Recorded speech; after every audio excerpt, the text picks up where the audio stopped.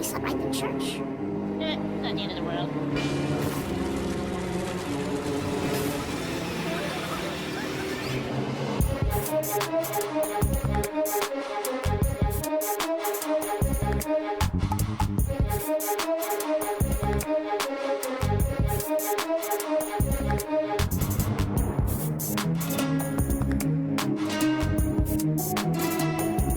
Je rappelle le sondage qui est sorti aujourd'hui, il y a plus de 50% des Français qui pensent que le gouvernement leur cache des informations sur ce virus.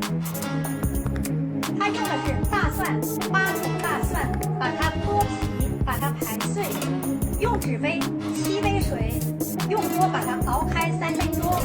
他喝了2杯以后呢，第2天已经得到了很好的缓解。 Ça, c'est une photo à la queue d'un magasin Aldi en Australie. Voilà, il y en a une autre dans un hangar de Los Angeles.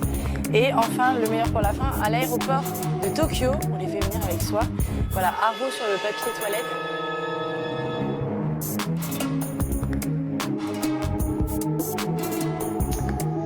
Chers amis, je tenais à vous souhaiter un très très chaleureux Shabbat Shalom depuis Yerushalayim, Ira Kodesh, la ville sainte, qui très bientôt va resplendir de toute sa beauté spirituelle par la présence d'Hachem dans son temple. Amen.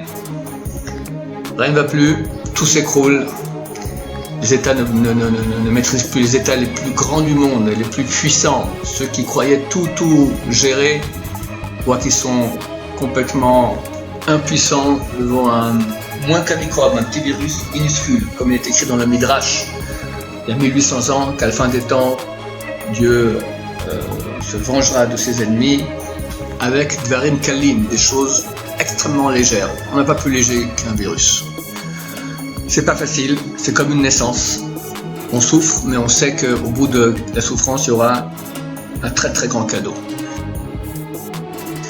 On a des textes, des sages d'Israël datant d'il y a presque 2000 ans, qui disent clairement, qui racontent ce que nous sommes en train de vivre, et cela annonce Mashiach, on espère pour le mois de Nissan.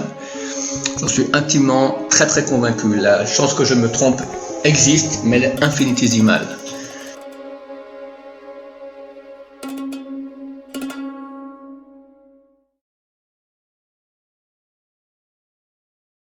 Des drones qui surveillent les passants en Chine, en pleine épidémie de coronavirus.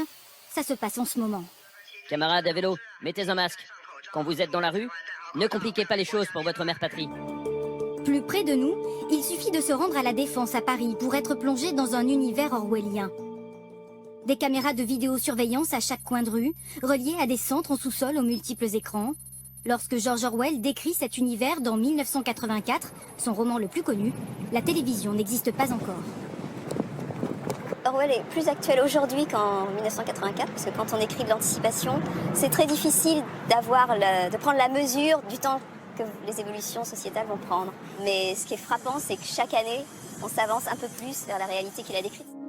L'auteur britannique est d'abord un journaliste qui s'est engagé pleinement dans son époque. Aux côtés des brigades internationales en Espagne, mais aussi parmi les pauvres à Paris ou à Londres. Il en tire des romans, des essais et surtout une satire du totalitarisme. Aujourd'hui, on parle toujours de novlangue, de Big Brother. Le mensonge officiel décrit par Orwell est un procédé largement utilisé par le président américain, par exemple.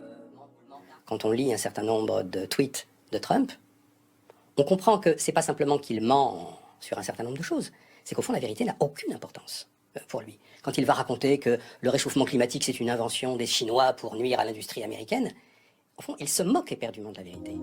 70 ans après sa mort, le visage d'Orwell remplace les slogans contre les dictatures. 1984 est toujours aussi lu, 30 millions d'exemplaires traduits dans toutes les langues. C'est devenu un classique de la culture générale mondiale.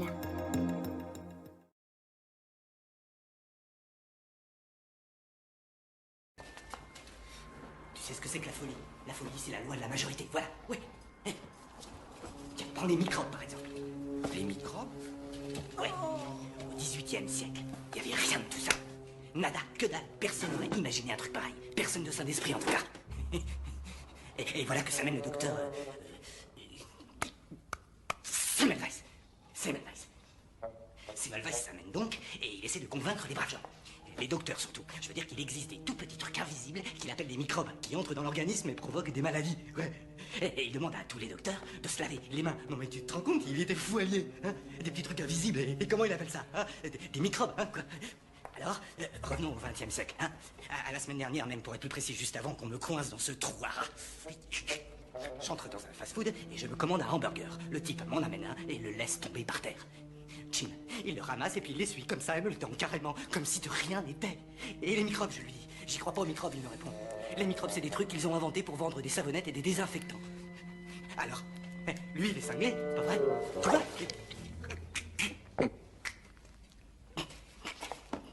Y a pas de vérité, y a pas de mensonge, tout est une question d'opinion.